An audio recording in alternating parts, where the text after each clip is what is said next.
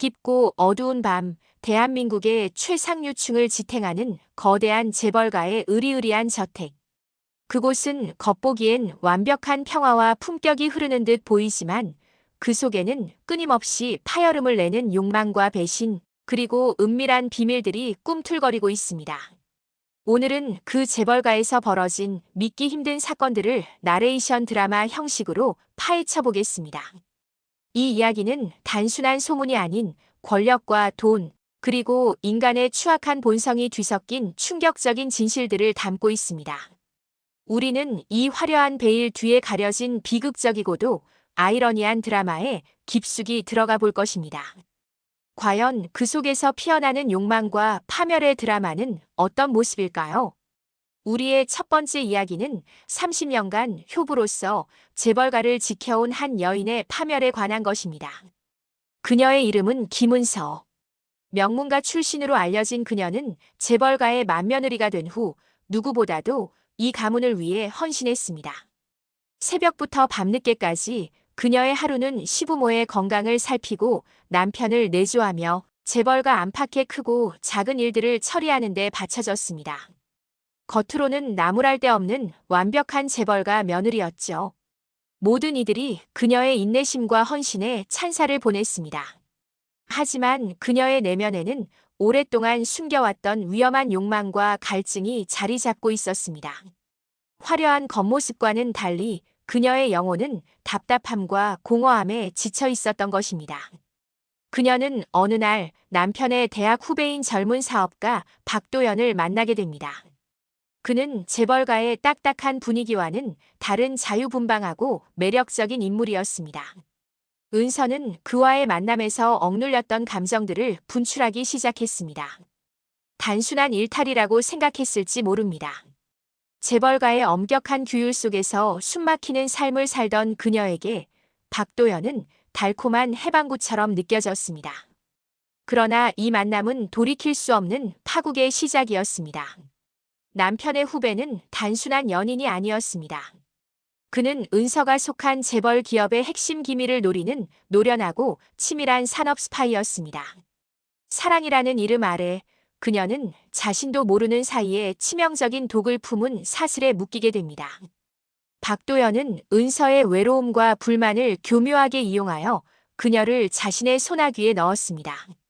사랑에 눈이 멀었던 것일까요? 아니면 재벌가의 억압적인 삶에서 벗어나 새로운 자극을 갈구했던 것일까요? 그녀는 그에게 조금씩 그러나 치명적인 회사 기밀들을 넘겨주기 시작했습니다. 처음에는 작은 정보들이었지만 박도연의 능숙한 유도에 의해 점점 더 중요하고 민감한 자료들이 스파이의 손에 넘어갔습니다. 그녀의 손에서 흘러나간 정보들은 재벌 기업의 존립을 뒤흔들 수 있을 만큼 치명적이었습니다. 재벌가의 가장 깊은 곳, 누구도 침범할 수 없다고 생각했던 성역이 그녀 자신에 의해 그리고 그녀의 욕망에 의해 허물어지고 있었습니다. 그녀는 자신의 행동이 가져올 결과를 전혀 예상하지 못했습니다. 모든 비밀은 언젠가 드러나는 법. 이 은밀한 거래와 불륜 행각은 재벌가의 최고 권력자인 시아버지의 귀에 들어가게 됩니다. 수십 년간 쌓아 올린 제국을 지키기 위해서라면 어떤 잔혹한 결정도 마다하지 않는 냉철한 사업가인 시아버지는 배신감과 분노에 휩싸입니다. 그는 며느리의 행동이 단순히 개인적인 일탈이 아니라 기업의 존립을 위협하는 중대한 범죄임을 직감했습니다. 그의 분노는 재벌가 전체를 뒤흔들 만큼 거대했습니다. 시아버지는 마치 사냥꾼처럼 차갑게 그리고 집요하게 복수를 계획합니다. 조용하지만 치밀하게 며느리의 모든 것을 파괴할 계획을 세웁니다. 그는 재벌가의 막강한 힘, 즉 법무팀과 보안팀을 총동원합니다. 이들은 그림자처럼 움직이며 며느리의 모든 행적, 불륜 증거 그리고 산업 스파이 행위에 대한 결정적인 증거들을 끈질기게 수집합니다. 며느리가 알지 못하는 사이에 그녀의 주변은 이미 거대한 감시망에 의해 촘촘하게 둘러싸여 있었습니다. 그녀는 자신이 파놓은 함정에 스스로 빠져들고 있었습니다. 증거 수집이 완료되자 시아버지는 일말의 망설임도 없이 며느리를 사회적으로 매장시킬 준비를 합니다. 그녀는 재벌가의 힘을 과소평가했습니다. 그들은 단순한 가족이 아니라 법과 권력을 좌지우지할 수 있는 거대한 카르텔이었습니다. 언론 조작은 물론 사회적 평판을 한순간에 나락으로 떨어뜨릴 수 있는 무자비한 힘을 가지고 있었습니다. 결국 그녀는 모든 것을 잃고 비참한 결말을 맞이합니다. 명예는 땅에 떨어지고 사회적 지위는 물론 모든 재산과 가족과의 관계마저 끊어지게 됩니다. 그녀는 세상으로부터 철저히 고립되었습니다. 재벌가의 차가운 복수는 한 여인의 삶을 송두리째 파괴했습니다. 그녀는 결국 자신이 속했던 재벌가의 잔혹한 힘에 의해 산산조각 났습니다. 이 이야기는 권력에 대한 욕망이 어떻게 한 개인의 삶을 송두리째 집어삼킬 수 있는지를 보여주는 비극적인 교훈을 남깁니다. 두 번째 이야기는 3년간 자신의 정체를 숨겨온 재벌가 며느리의 충격적인 반전 드라마입니다. 그녀의 이름은 이지아. 그녀는 시골에서 올라와 어렵게 재벌가에 시집온 순진하고 소박한 아가씨로 알려져 있었습니다. 늘 겸손하고 조용하며 남편과 시댁 식구들의 눈치를 보며 살아가는 듯 보였습니다. 재벌가의 사람들은 그녀를 능력 없고 배경 없는 며느리로 여기며 은근히 무시하곤 했습니다. 하지만 그 모든 것은 완벽하게 연기된 가면에 불과했습니다. 이지아는 치밀한 계획 아래 자신의 진짜 모습을 숨기고 있었던 것입니다. 그녀의 진짜 정체는 상상을 초월하는 것이었습니다. 결혼 3년 만에 남편과의 갈등이 깊어지면서 이혼 위기에 직면하게 됩니다. 남편은 아내의 소극적인 태도와 재벌가 생활에 적응하지 못하는 모습에 지쳐갔습니다. 그는 이지아를 그저 순진하고 답답한 여자로만 생각했죠. 며느리 역시 답답함과 함께 더 이상은 이 가면을 유지할 수 없다고 느꼈습니다.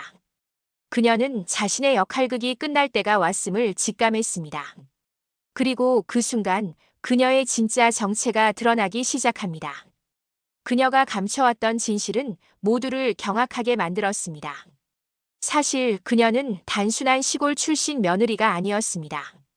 그녀는 세계적인 거대 IT 기업에 숨겨진 상속녀이자 이미 성공적으로 자신의 사업체를 운영하며 막대한 부를 축적한 능력 있는 CEO였습니다. 그녀의 진짜 이름은 캐서린 리.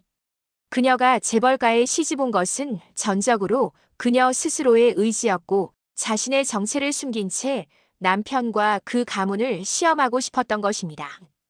그녀는 재벌가의 위선과 탐욕을 직접 경험하고 싶었던 것입니다. 그녀가 재벌가에 들어온 이유는 복수였을까요? 아니면 순수한 호기심이었을까요? 아니면 겉모습만 보고 판단하는 재벌가 사람들의 속물근성을 직접 경험하고 싶었던 것일까요? 진실이 드러나는 순간 재벌가는 물론 남편 또한 엄청난 충격과 혼란에 휩싸입니다. 자신들이 무시하고 하대했던 며느리가 사실은 자신들보다 훨씬 더 큰 권력과 부를 가진 인물이었다는 사실에 경악합니다. 그들의 자만심은 산산조각 났습니다. 캐서린 리는 미소를 지으며 말했습니다. 당신들이 가진 건 그저 오래된 돈일 뿐이죠. 나는 미래를 움직이는 힘을 가졌습니다. 이 반전 드라마는 재벌가의 위선을 그대로 보여줍니다. 겉으로는 품위와 혈통을 중시하며 고고한 척하지만 결국 그들이 숭배하는 것은 오직 돈과 권력뿐임을 드러냅니다. 남편은 뒤늦게 후회하며 그녀에게 매달리지만 이미 돌이킬 수 없는 강을 건넌 후였습니다. 캐서린 리는 더 이상 그들의 세상에 머무를 이유가 없었습니다. 그녀는 자신의 진짜 정체와 함께 오랫동안 숨겨왔던 비밀을 세상에 드러내며 새로운 삶을 시작합니다. 그녀는 마치 허물을 벗어던진 나비처럼 자유롭게 날아올랐습니다. 이 이야기는 우리가 타인을 얼마나 피상적으로 판단하는지 그리고 진정한 가치가 무엇인지에 대한 깊은 성찰을 요구합니다. 세 번째 이야기는 재벌가 며느리들 사이에 보이지 않는 전쟁, 즉 기싸움에 대한 것입니다.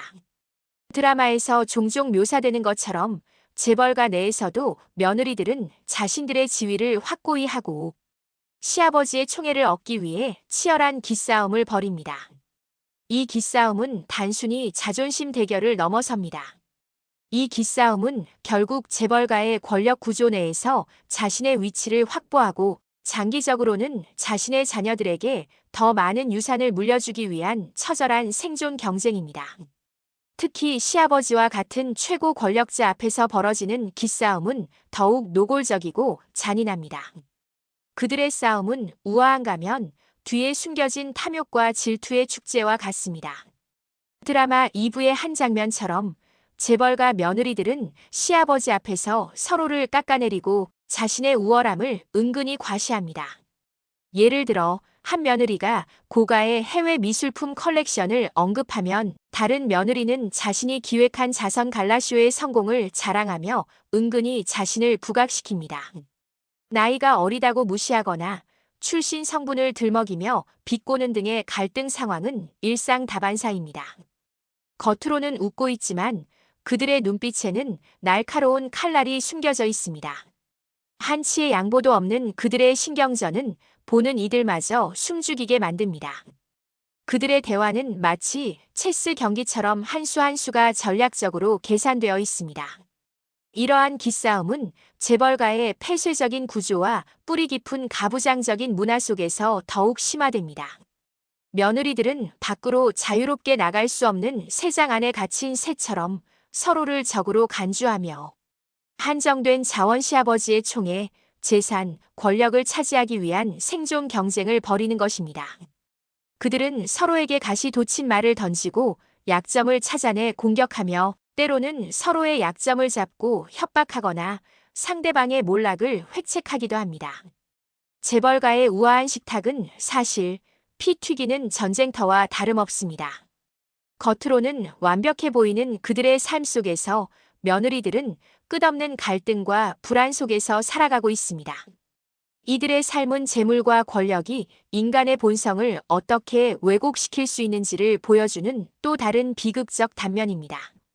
마지막으로 우리가 외면해서는 안 될 충격적인 실화에 대한 이야기입니다. 2012년 보도되었던 한 사건은 재벌가의 그림자가 얼마나 깊고 어두울 수 있는지를 여실히 보여줍니다. 성폭행 피해자가 환자복을 입은 채 경찰서에 여러 번 출두해야 했던 이 사건은 권력과 돈 앞에서 정의가 얼마나 쉽게 짓밟힐 수 있는지를 극명하게 드러냈습니다. 이 사건은 사회 전체에 큰 충격을 주었습니다. 재벌가의 구성원이 연루된 이 사건은 초동 수사부터 미흡했습니다. 경찰은 재벌가의 압력에 굴복한 듯 피해자 보호보다는 사건 축소에 급급한 모습을 보였습니다. 피해자는 보호받기는커녕 오히려 수사 과정에서 2차 피해를 겪어야 했습니다. 심리적으로나 육체적으로 고통받는 피해자에게 수사기관은 충분한 배려를 하지 않았습니다. 환자복을 입은 채 경찰서를 오가야 했던 피해자의 모습은 당시 대한민국 사법 시스템의 민낯을 그대로 보여주는 듯 했습니다. 특권층의 비호 아래 진실은 은폐되고 정의는 왜곡될 위기에 처했습니다. 국민들은 이 사건을 통해 특권층의 법 위에 군림하는 오만함에 분노했습니다. 이 사건은 재벌가의 영향력이 사법 시스템에까지 미칠 수 있다는 불편한 진실을 상기시킵니다. 돈과 권력을 가진 자들은 법의 심판대 앞에서조차 자신들의 특권을 주장하며 피해자의 고통을 외면합니다. 그들은 자신들의 부와 권력으로 모든 것을 덮을 수 있다고 믿었습니다. 이 사건은 단순히 하나의 성폭행 사건을 넘어 재벌가의 권력이 사회 전반에 미치는 영향력, 그리고 그로 인해 희생되는 약자들의 아픔을 보여주는 슬픈 예시로 남아 있습니다. 이 사건은 아직도 많은 사람들의 가슴 속에 잊히지 않는 상처로 남아 있습니다. 오늘 우리는 재벌가를 둘러싼 몇 가지 충격적인 이야기들을 살펴보았습니다. 이 이야기들은 겉으로 드러난 화려함 뒤에 숨겨진 인간의 욕망, 배신, 그리고 권력의 어두운 면을 적나라하게 보여줍니다. 재벌가는 단순한 부의 상징을 넘어 때로는 법과 도덕마저 무시하는 거대한 그림자를 드리우기도 합니다. 그들의 세계는 일반인들에게는 상상하기 힘든 또 다른 규칙과 질서로 움직입니다. 이러한 이야기들이 단순히 드라마나 소설 속의 이야기가 아니라 실제로 우리 사회의 어딘가에서 지금 이 순간에도 벌어지고 있을지도 모른다는 사실은 우리에게 많은 질문을 던집니다. 과연 재벌가의 특권은 어디까지 허용되어야 하는가? 그리고 그들의 그림자 속에서 고통받는 이들은 어떻게 보호받을 수 있을까요? 우리는 이러한 질문들에 답하며 우리 사회가 더욱 투명하고 공정해질 수 있도록 지속적으로 관심을 가지고 목소리를 내야 할 것입니다. 재벌가의 문은 굳게 닫혀 있지만 그 안에서 벌어지는 일들을 외면하지 않는 것이야말로 진정한 변화의 시작이 될 것입니다. 부와 권력이 특정 계층에만 집중될 때 발생할 수 있는 부작용들을 우리는 끊임없이 경계하고 성찰해야 합니다. 이 이야기들이 단순한 흥미를 넘어 우리 사회의 건강성을 되돌아보는 계기가 되기를 바랍니다. 다음에도 더 흥미로운 이야기로 찾아뵙겠습니다. 감사합니다.